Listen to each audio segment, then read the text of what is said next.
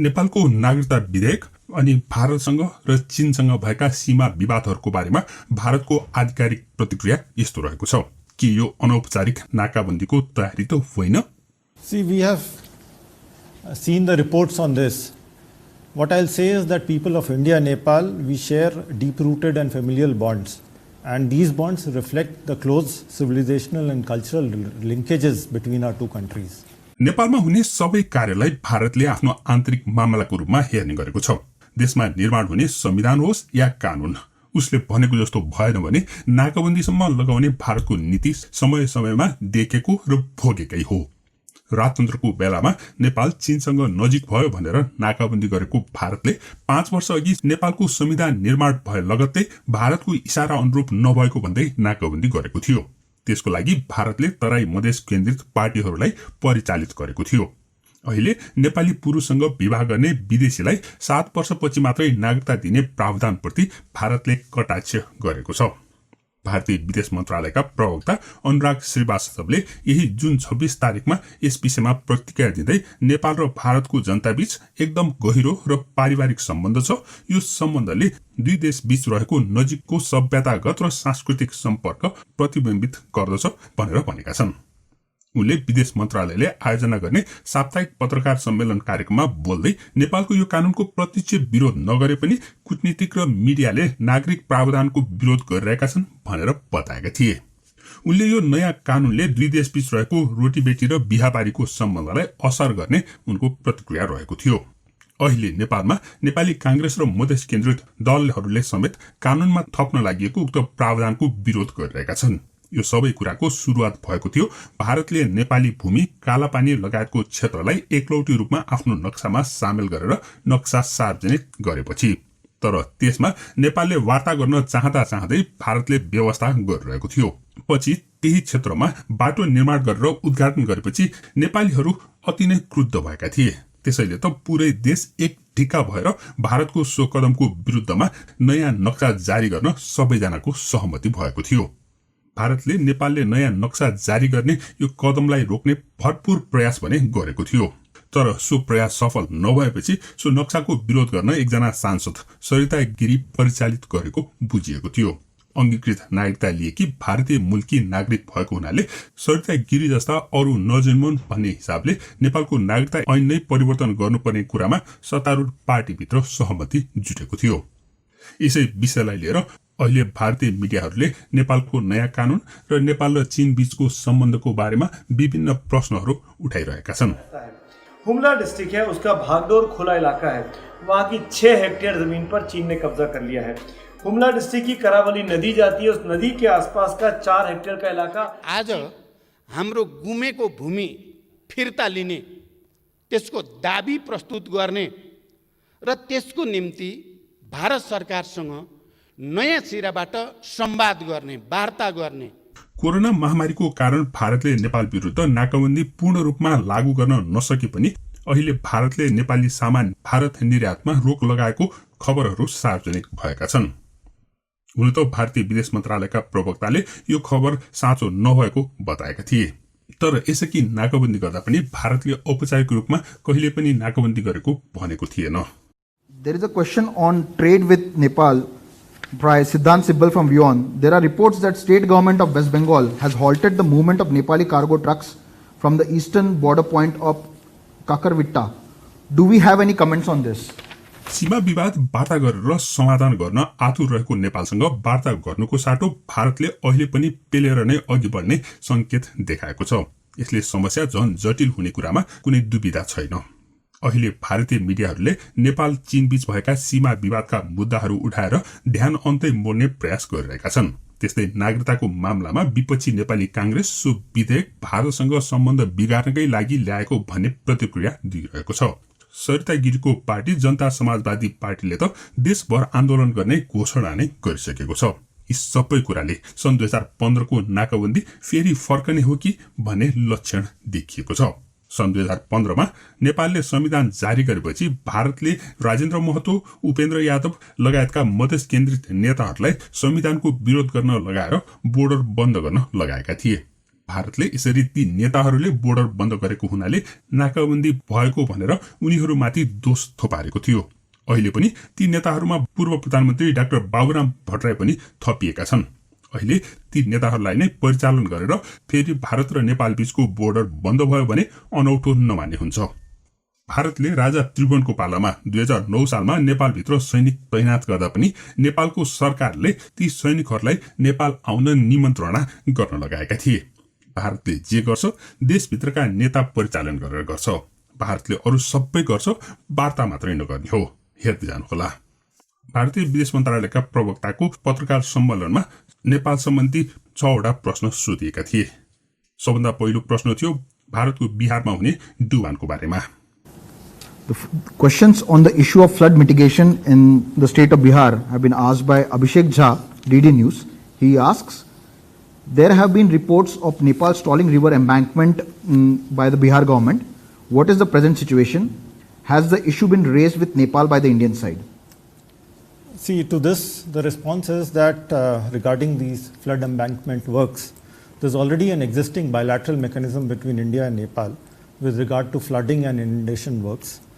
And the embankment and anti-erosion works have already commenced. We are already ongoing on some of the major rivers along the India-Nepal border. Both sides are coordinating on a real-time basis to minimize the damage due to flooding and inundation in this monsoon season. त्यस्तै दोस्रो प्रश्न थियो नेपालको नक्साको बारेमा। वार्ताको बारेमा सोधिएको प्रश्नमा प्रवक्ताले वार्ताको त परको कुरा यसरी जवाफ दिन पनि आवश्यक ठानेनन्। On the amendment of the Nepal constitution on its map, Mr. Shankar Kumar from India vs. Disinformation has asked, did Nepali authorities contact their Indian counterparts after their parliament passed amendment bill for the incorporation of new Nepal map? Mukesh Kaushik from Dainik Bhaskar has asked, new official map of Nepal shows Lipu Lake area in their territory. Kailash Mansarovar Yatra passes through this area. How this new map and official claim of Nepal is going to impact the Kailash Mansarovar Yatra? Sanjeev Trivedi from News 24 has asked, has India established any contact with the Nepal government after it passed the law on new map? You would have seen our response to media queries on the 13th of June, where we had come out with a detailed statement. And we have already made our position clear on this issue, so I would not like to add anything further. त्यस्तै तेस्रो प्रश्न थियो नेपालको ट्रेडको बारेमा सोधिएको प्रश्न, जसमा प्रवक्ता श्रीवास्तवले लकडाउनको समयमा पनि दुई देशबीचको व्यापार बढिरहेको बताएका थिए। व्यापार र सप्लाई बिना अवरोध अगाडि बढिरहेको छ। काकडभिट्टा र पानी ट्याङ्की क्षेत्रमा पनि कुनै अवरोध छैन। दुई मुलुकको बीचमा ठूलो व्यापार छ भनेर बताएका थिए। उनले मे महिनामा मात्रै 300 मिलियन अमेरिकी डलर भन्दा बढीको व्यापार भएको बताएका थिए। Siddhant Sibbal from WION, there are reports that state government of West Bengal has halted the movement of Nepali cargo trucks from the eastern border point of Kakarvitta. Do we have any comments on this? Siddhant, I can inform you that trade and supplies are going on without any hindrance, including at the Kakarbitta-Panitanki border. And the two countries, we have extensive trade relations. Our bilateral trade is growing despite the lockdown. In fact, in the month of May, it surpassed $300 million US. And despite the present challenging times of COVID, we have facilitated continuous and smooth flow of trade and supply of essential goods to Nepal. त्यस्तै चौथो प्रश्न थियो नेपालले सीमा चौकी बनाएको बारेमा सोधिएको प्रश्न। प्रवक्ता श्रीवास्तवले नेपालको कालापानी क्षेत्रमा भएको नयाँ सुरक्षा सतर्कता र सुरक्षा चौकी स्थापनाको बारेमा गरिएको प्रश्नको कुनै प्रतिक्रिया दिन अस्वीकार गरे। हाल ही में कुछ रिपोर्ट्स आई है जो बताती है कि नेपाल सेना कालापानी लिपुलेक और लिम्पियोदुरा इलाके में नई सीमा चौकियां बना रही है। इस संबंध में तनाव न बढ़े, इसके लिए नेपाल सरकार ने बातचीत के लिए क्या सैन्य या कूटनीतिक स्तर पर कोई बातचीत हुई है? Rekha Dikshit from The Week has asked a similar question saying that will India also post armed personnel all along the border? Pranay, इस पे मैं और कोई टिप्पणी नहीं करना चाहूँगा। त्यस्तै पाँचौं प्रश्न थियो नेपालको नागरिकताको सम्बन्धमा, जसबारेमा मैले यसअघि चर्चा गरेको थिएँ। The citizenship related amendment in the Nepali constitution, Siddhant Sibbal has asked, ruling Nepal Communist Party's leader Bishnu Rijal has called the Roti Beti Ka Rishta with India old rhetoric. This even as country is mulling a new law under which the Indian women marrying Nepalese citizens will get citizenship after 7 years. Any reaction? Kallol from The Hindu has asked, Nepal's amended citizenship law will make foreign women wait for 7 years before becoming Nepali nationals. This is likely to affect Indians who are married with Nepali men. Will MEA respond? See, we have seen the reports on this. What I'll say is that people of India and Nepal, we share deep-rooted and familial bonds. And these bonds reflect the close civilizational and cultural linkages between our two countries.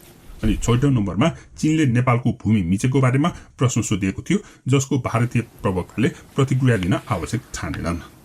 Sachin Budholia from Univarta has asked, there are reports that China has occupied some hectares of land and a village of Nepal illegally. How does India see this revelation? Sanjeev Trivedi from News 24 and Madhurendra from News Nation has also asked a question on similar lines. I would not like to comment on this. तर उनले प्रतिक्रिया नदिए पनि यी प्रश्न उठ्नु नै भारतको चासोको विषय हो भनेर बुझ्न चाहिँ गाह्रो छैन।